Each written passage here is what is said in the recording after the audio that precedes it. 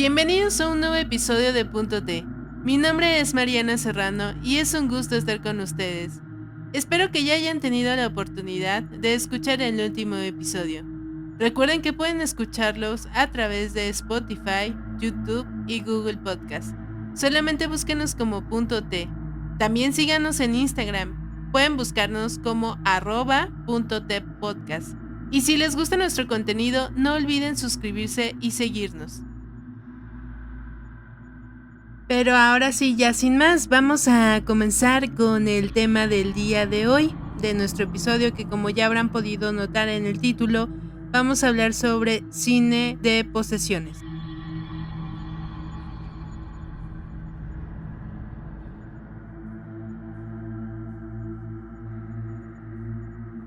La literatura y el cine de terror suelen recurrir constantemente a motivos tópicos tradicionales que la han nutrido desde sus antiguos orígenes. Incluso en los últimos años se ha incrementado nuestra fascinación por este género. Ejemplo de ello son sagas como El Conjuro, La Noche del Demonio e Evil Dead.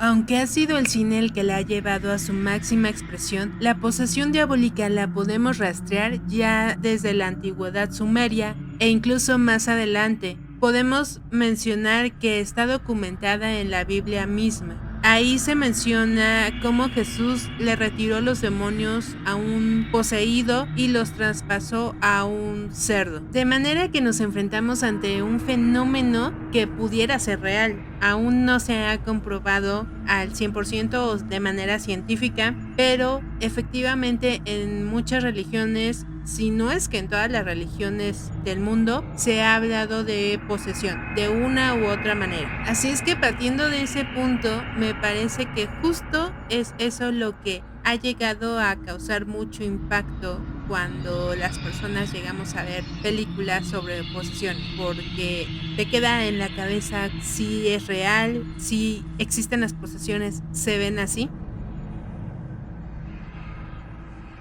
Ahora, el motivo se define según diversas creencias religiosas, pero todas coinciden en el hecho de que ésta se presenta cuando una persona es poseída por un espíritu o un demonio maligno que toma el control de sus facultades físicas y mentales que la hacen comportarse de manera antinatural. El escritor español Julio Caro Baroja menciona que los signos exteriores de la posesión son casi siempre los mismos. La individualidad se desvanece y surge una distinta, demoníaca, que dura más o menos tiempo a modo de un ataque.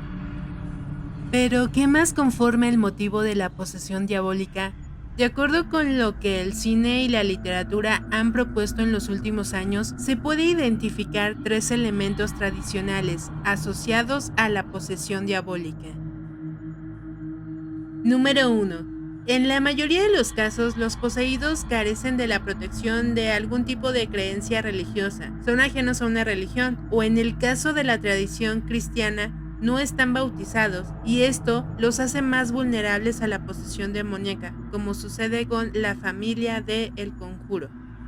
Número 2. Sus síntomas suelen ser confundidos con trastornos psicológicos que son desmentidos hasta que la medicina agota todos los recursos y entonces entra la figura de un sacerdote o una persona espiritual que sugiere que se trata de un caso de posesión demoníaca.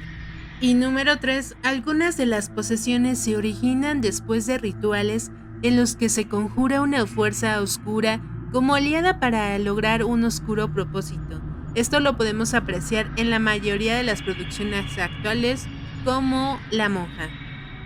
El exorcismo está vinculado de manera directa con la posesión diabólica y en algunos casos con el pacto demoníaco. Así como en muchos casos también la posesión demoníaca es el resultado de una intromisión que transgrede la voluntad del poseído, también tenemos las posesiones que se derivan de una asociación consciente a través de un pacto con las fuerzas demoníacas. Uno de los casos más significativos de una posesión diabólica e involuntaria es el del exorcista, donde Linda Blair, quien da vida a la pequeña Regan, es poseída sin explicarse realmente cómo sucede.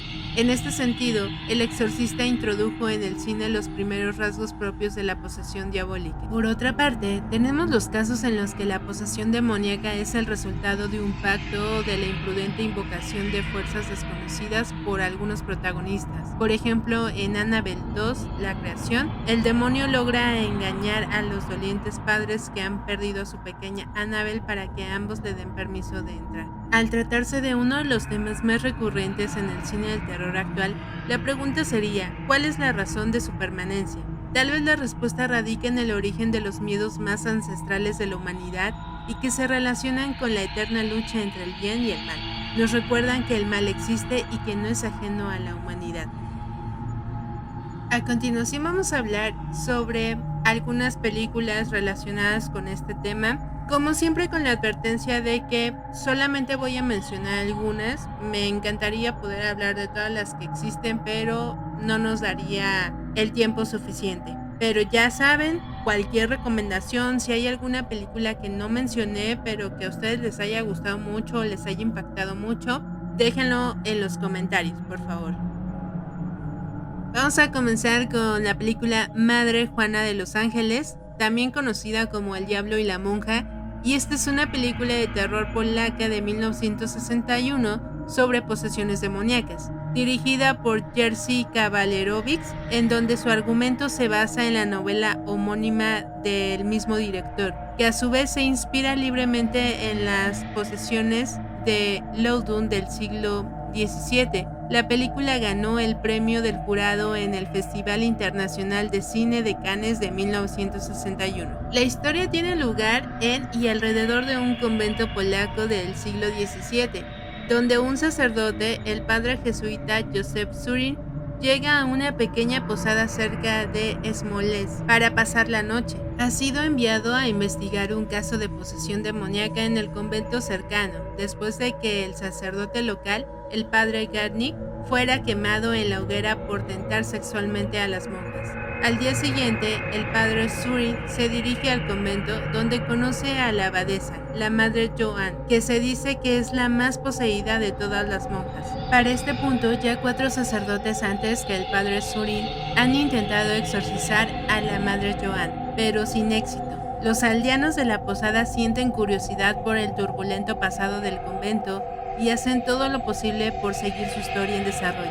Así, el mozo de cuadra, Kasiuk, guía al padre Surin a interrogar a la única monja no poseída, la hermana Malgorzata, para saber qué es lo que sucede cuando ella hace sus visitas nocturnas a la posada. La película se basa muy vagamente en el brote de histeria colectiva que ocurrió en la ciudad francesa de Loudun en 1634, cuando un convento de monjas ursulinas dirigida por la jorobada hermana Juana de los Ángeles, que se obsesionó con un apuesto sacerdote mujeriego, Urbain Grandier, cuando Grandier rechazó la invitación de la monja para convertirse en su directora espiritual, Juana lo acusó de haber usado magia negra para seducirla a ella y a sus hermanas y poseerlas con demonios. Los enemigos de Grandier, incluido el cardenal Richelieu, utilizaron la acusación como excusa para que lo declararan culpable de brujería y lo ejecutaran. A diferencia de la posterior película de The Devils de 1971 de Ken Russell, que narra el juicio y la muerte de Grandier, Madre Juana de los Ángeles se basa en los acontecimientos posteriores a su muerte. Las monjas siguieron poseídas durante los 4 años siguientes. El padre Jean-Joseph Sorin, de espiritualidad sincera y profunda, llevó a cabo más exorcismos principalmente para ayudar a la hermana Juana. La película utiliza material histórico del siglo XVII como ejemplo para abordar problemas actuales y cuestiones fundamentales en su país. Los rasgos autodestructivos de una ortodoxia rígida, la internalización de las relaciones de poder y dominación, la deformación de la moral y de la razón bajo la presión del control institucional, Aunque dialéctica en el argumento, astuta en el análisis psicológico y sofisticada en la dirección artística, la controvertida película fue ampliamente interpretada en los países occidentales como una polémica anticatólica. La película fue recomendada por Philip Jenkinson en Radio Times y se encuentra entre las 21 películas polacas clásicas restauradas digitalmente elegidas para Martin Scorsese Presents Masterpieces of Polish Cinema.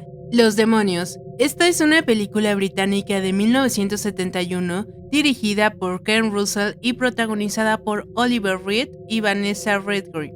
Estuvo parcialmente basada en la novela de 1952 The Devils of London de Aldous Huxley y en la obra de teatro de 1960 The Devils. The Devils relata la historia del clérigo Urbain Grandier en la Francia del siglo XVII, acusado de herejía y brujería. La historia está basada en los hechos reales aquecidos en la ciudad de London, conocidos mundialmente como el caso de las endemoniadas de London, uno de los eventos de posesión demoníaca más famosos de la historia. Esta película enfrentó una dura reacción de los sistemas nacionales de clasificación cinematográfica debido a su inquietante contenido violento, sexual y religioso, y originalmente recibió una clasificación X, tanto en el Reino Unido como en los Estados Unidos. Fue prohibida en varios países y finalmente fue editada en gran medida por su publicación en otros. Nunca ha sido estrenada en su forma original y sin cortes en varios países.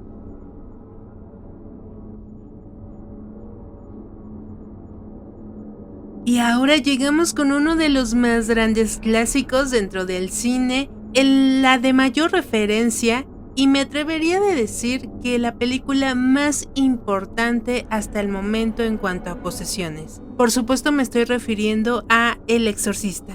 Hace 50 años, la historia de una niña poseída por un espíritu maligno causó un verdadero pandemonium que trascendió las salas de cine. Dirigida por William Bill Friedkin y basada en la novela homónima de William Peter Blatty, El Exorcista se convirtió en un verdadero fenómeno cultural. Desde que se estrenó el 26 de diciembre de 1973, millones hicieron colas para verla. Fue prohibida en varios países y se reportó que no pocos espectadores se desmayaban o vomitaban de miedo. Un artículo del New York Times reseñó que los revendedores ofrecían entradas por $50 y que un guardia de seguridad recibía ofertas de hasta $110, unos $768 en dinero de hoy, de gente que le pedía pasarse al frente de la fila. La película del Exorcista trata sobre una excavación arqueológica en Aldar, cerca de Nínive, en Irak. El arqueólogo padre Lancaster Merry encuentra un amuleto semejante a una estatua de Pazuzu, un demonio a quien el padre Merrin había expulsado de una persona poseída tiempo atrás. El hallazgo inquietó al sacerdote.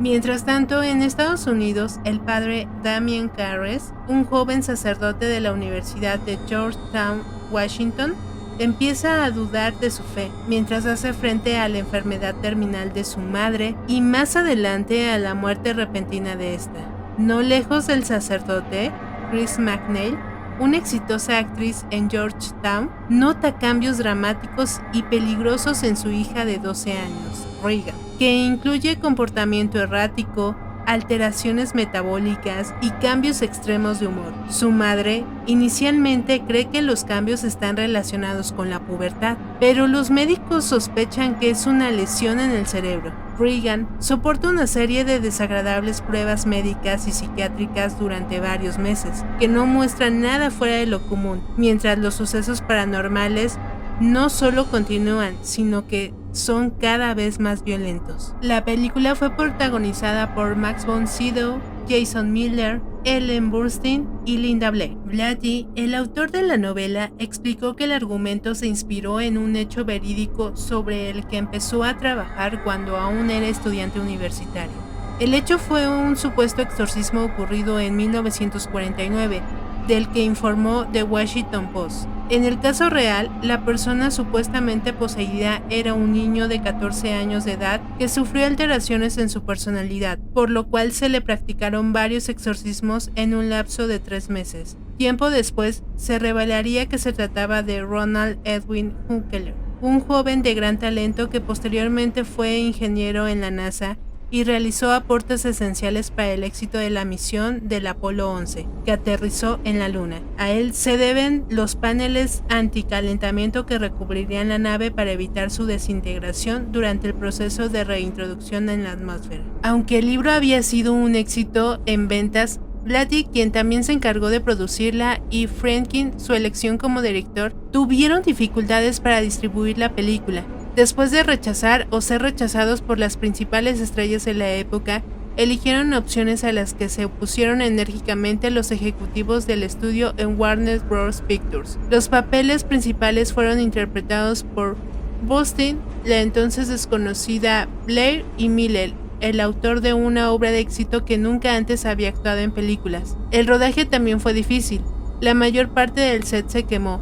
Blair y Burstyn sufrieron heridas graves en varios accidentes y se tardó en filmar la película el doble de lo programado, con un coste de más del doble de su presupuesto inicial. Tras su estreno, El Exorcista continúa siendo considerada como una de las mejores y más aterradoras películas de terror en la historia del cine, teniendo una influencia significativa en la cultura popular. Muchas publicaciones la incluyen entre las 10 mejores películas de la historia.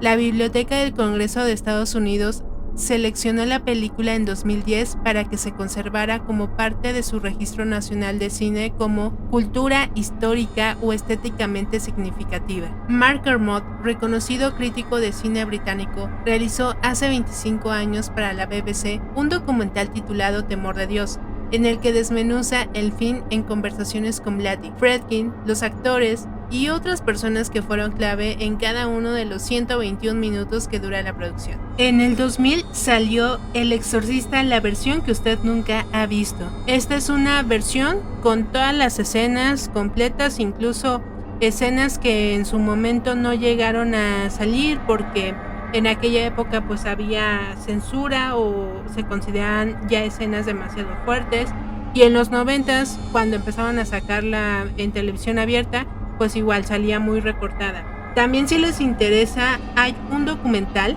que se llama La historia detrás del exorcista. Este está basado, o bueno, habla sobre el niño de 13 años que inspiró la icónica película, y cualquiera de los dos la pueden encontrar, al menos en México, en la plataforma de Max. ¿Ustedes qué piensan sobre todo lo que se dijo que pasó en esta cinta? Todos los eventos paranormales, que mucha gente incluso falleció, y las dificultades que tuvieron para filmarla. ¿Creen que haya sido de verdad fenómenos paranormales, que haya estado maldita la película, o que simplemente se trató de histeria colectiva, sugestión colectiva, y que de cierta manera el inconsciente actuó en todos los que estuvieron involucrados, y las coincidencias también?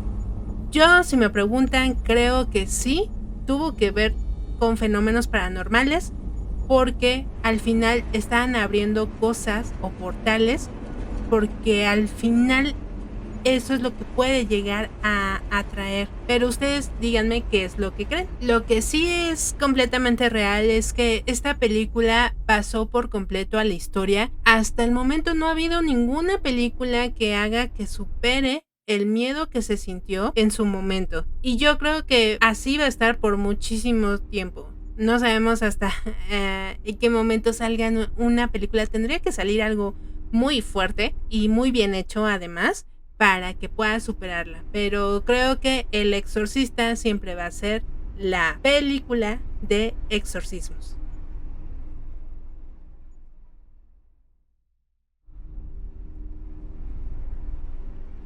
Entramos a los años 80 y otra de las películas también bastante populares hasta la fecha fue The Evil Dead o El Despertar del Diablo.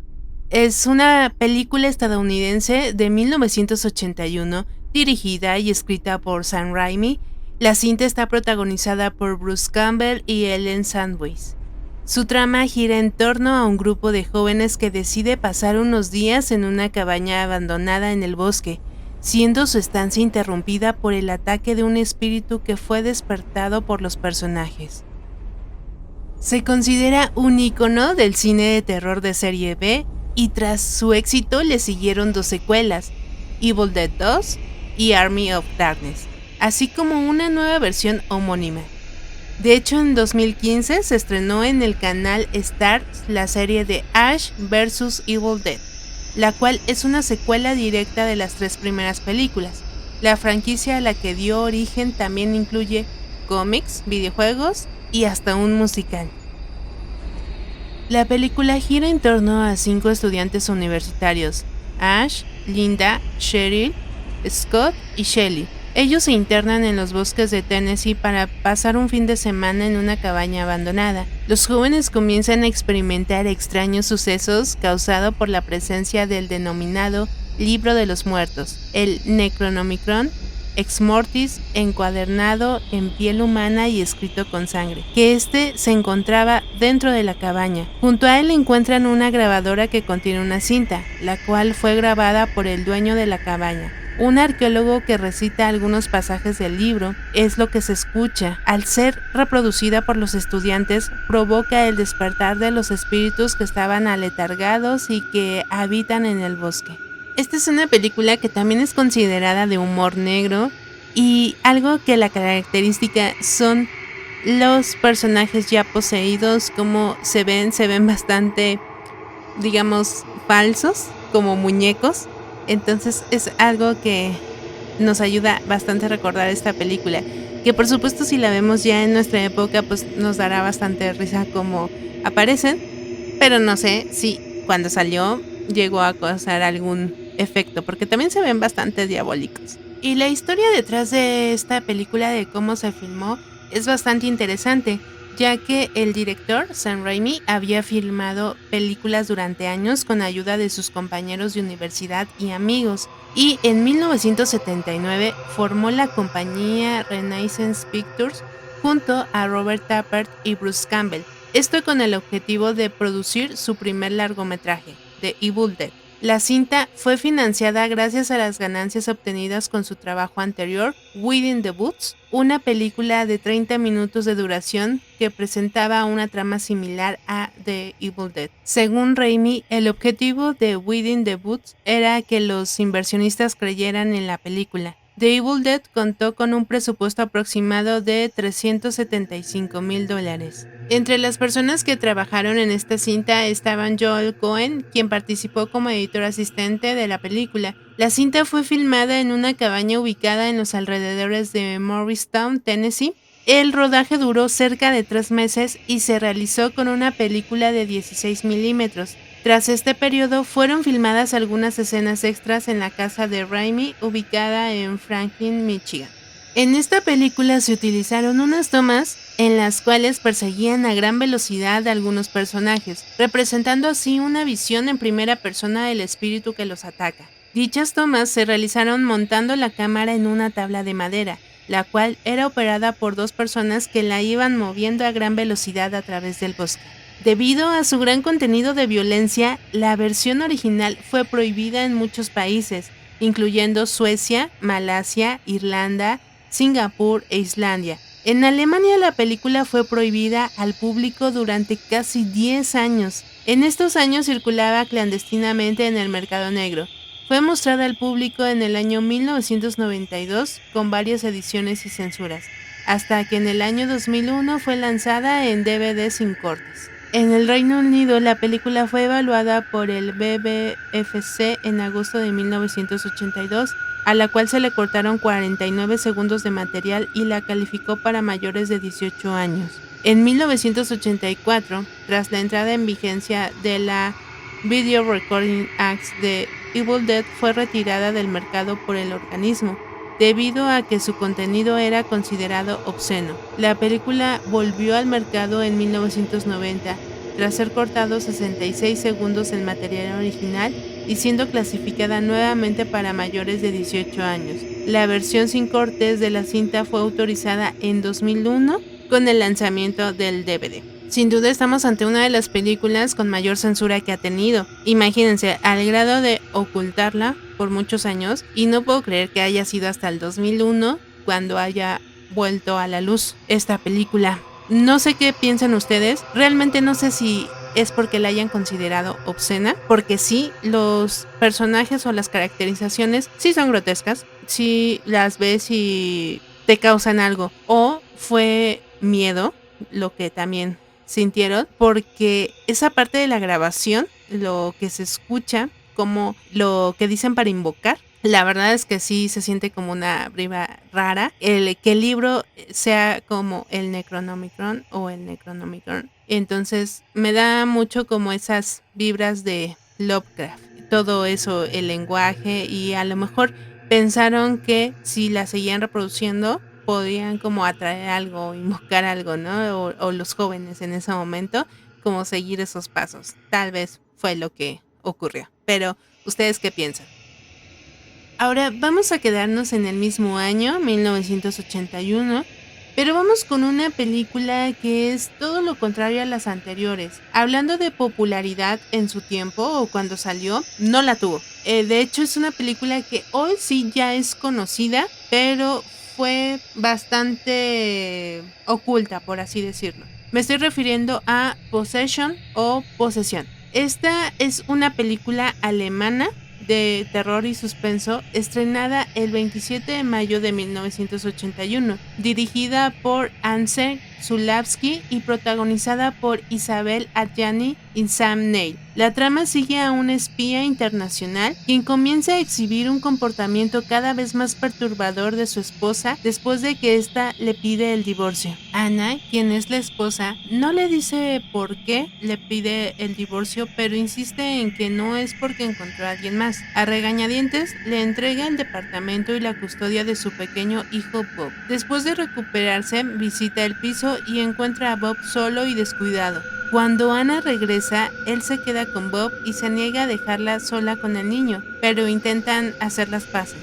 Luego, Mark recibe una llamada telefónica del amante de Anna, diciéndole que Anna está con él. Al día siguiente, Mark conoce a la maestra de Bob, Helen, que inexplicablemente es idéntica a la misma Anna, pero con ojos verdes.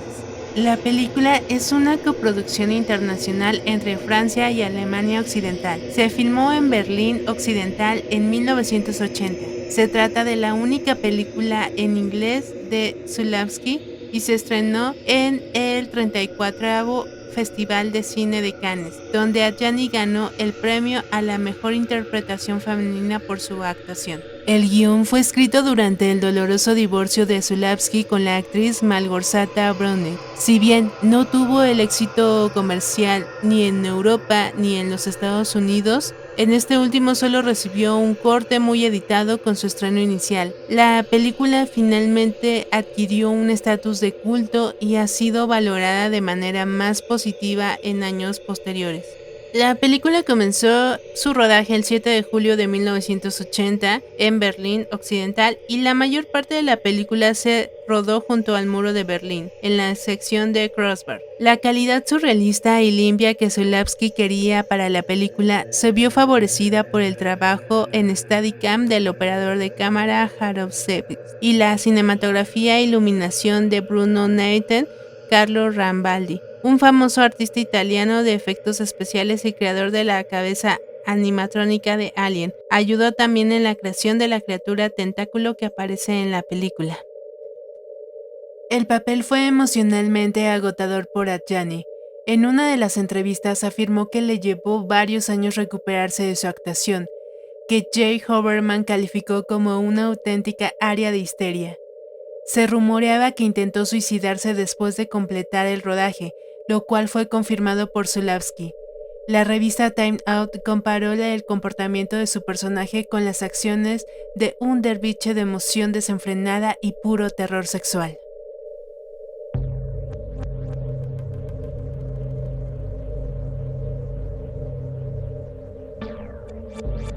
Si son fans de este subgénero y aún no han visto todas las películas que les acabo de mencionar, les recomiendo bastante que lo hagan. O de igual manera, si a lo mejor ustedes no lo siguen tanto, pero les llama la atención porque a lo mejor pensaban que eran como muy repetitivo el tema, pues adelante, véanlas. Déjenme en los comentarios qué les parece cada una de ellas. Y aún nos faltan bastante películas por hablar, ya un poquito más adelantadas en el tiempo, pero vamos a dejarlo para una segunda parte para que podamos ver un poco más de este subgénero. Espero que les haya gustado este episodio. Si es así, por favor vayan a escuchar los demás. Estoy segura de que también les va a llamar bastante la atención. Si conocen a alguien, algún amigo, algún familiar, algún conocido, que sepan que también les apasiona este gran tema del cine de terror, por favor ayúdenos a compartir, o a lo mejor no tanto, pero para que conozcan, y de esta manera podamos hacer más grande la comunidad, lleguemos a muchísima más gente. No olviden también suscribirse a las plataformas donde estamos para que les llegue la notificación cada vez que subamos algún video, algún contenido, y pues nos estamos escuchando en la siguiente.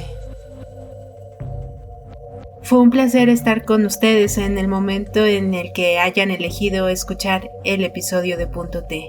Mi nombre es Mariana Serrano y que tengan dulces y macabras pesadillas. Hasta la próxima.